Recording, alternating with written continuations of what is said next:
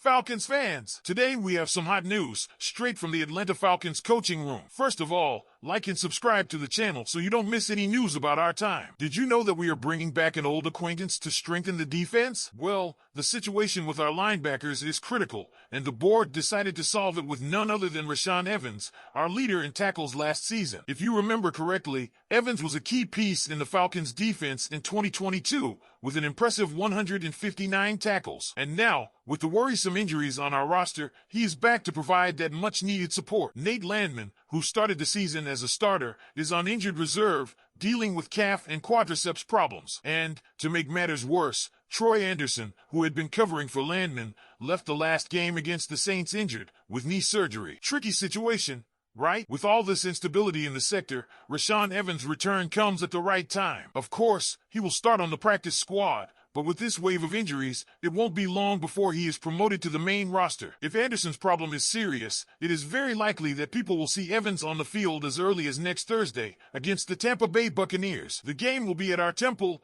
Mercedes-Benz Stadium, and it is that classic primetime game at 8:15 p.m. In other words, a lot of pressure, and we need all our strength on the field. Now, just to remember a little about Evans' trajectory, he arrived in the NFL in 2018 as a first-round pick by the Tennessee Titans, playing 15 games and starting 7. The following year, he rose to the next level, becoming a regular starter and accumulating 111 tackles and 9 tackles for loss of yards. He was a machine. In 2020, he was named a starter and finished the season with 96 tackles, but unfortunately, the Titans planned not to renew his contract. So, he became a free agent in 2021 and played in 12 games, starting 11 of them. In 2022, Rashaan joined the Falcons, reuniting with coach Arthur Smith and defensive coordinator Dean Pease, who he already knew from his time with the Titans. And it was in that season that he showed all his value to our defense, leading the time in tackles and being a solid presence in the middle of the field. But, as football is a noisy place, Evans left the 2023 free agency, signing with the Dallas Cowboys. There, he played in 9 games, starting 1,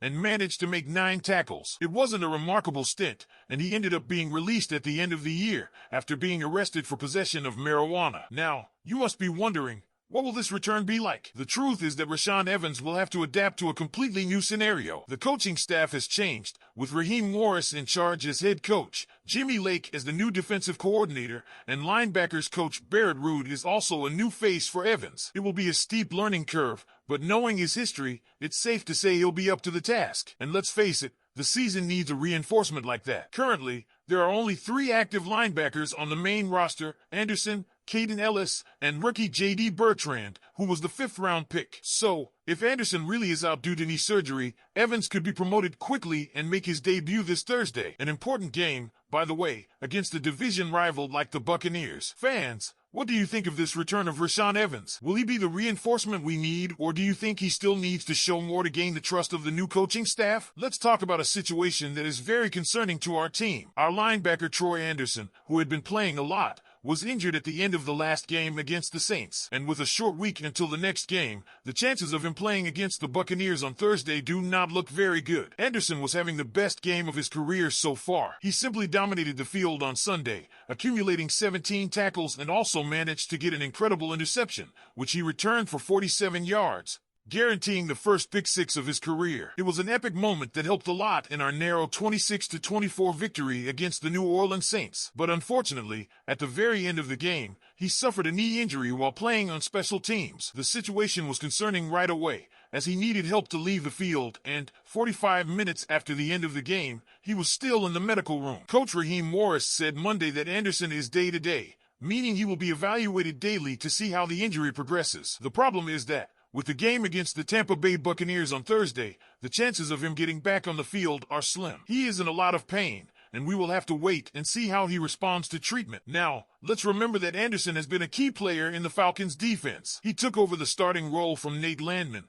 who is also injured, and was playing at a very high level. In Week 3 against the Chiefs, he made 12 tackles, and last Sunday he reached 17, setting a personal record and standing out as the best player on defense this season. In addition, the pick 6 was the icing on the cake, being the first interception returned for a touchdown by a Falcons linebacker since Lorenzo Carter last year. Coach Morris was very pleased with Anderson's performance, praising his speed and intensity. He said that Anderson was flying around the field and that he played with an aggressiveness that the team loves. But with this knee injury, we run the risk of losing this important presence on defense, and right in a crucial game against a division rival like the Buccaneers. So what happens now without Anderson? The truth is that our linebacker room was already shorthanded, with Landman out of action, and now the situation is even more complicated. Caden Ellis and rookie J.D. Bertrand will have to step up to the plate, but losing a player of Anderson's caliber is a tough blow to our defense, especially with such an important game coming up. So, what do you guys think? Will we be able to hold off the Buccaneers offense without Anderson on the field? Do you think he will be missed in this game, or do we have enough players to cover his absence? Let's talk about our veteran quarterback Kirk Cousins' performance in Week 4. We won,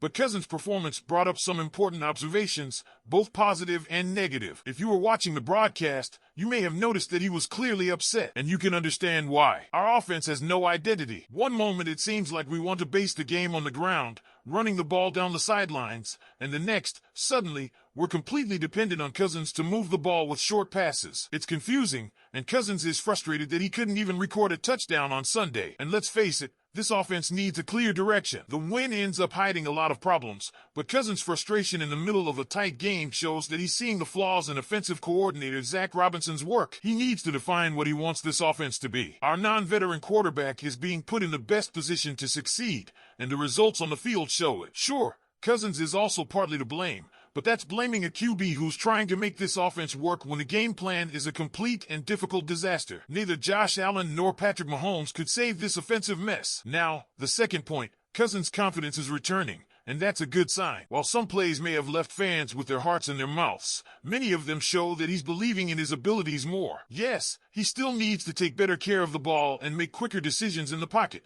but the fact that he's feeling more confident in making the necessary throws, even with the game in the final stretch, is a positive sign. The execution needs to improve, of course, but seeing Cousins making quick decisions and trusting his passes is a downer. The results aren't ideal yet, but the fact that he's less hesitant gives us hope that better days are ahead. Those Cousins who kept the ball and doubted every decision are starting to disappear, and this could be an indication that the occurrence, despite the current mess, can find its way. Finally, the last point, the turnover problems continue. Since the beginning of the season, Cousins has suffered from this, and Sunday was no different. He has already had 4 interceptions on the year and, in addition, almost lost possession after a fumble caused by the pressure of the opposing defense. Fortunately, one of our offensive linemen was close by and saved the play. But, even so, you can't keep giving the ball away like that when your time is already struggling to score. Interceptions are part of the game, especially when the offense is working well, but when the game is like this, you need to protect the ball better. Part of that is the responsibility of Zach Robinson, who did not distribute the run game early and left Cousins with a lot of responsibility. As our quarterback's decisions are improving,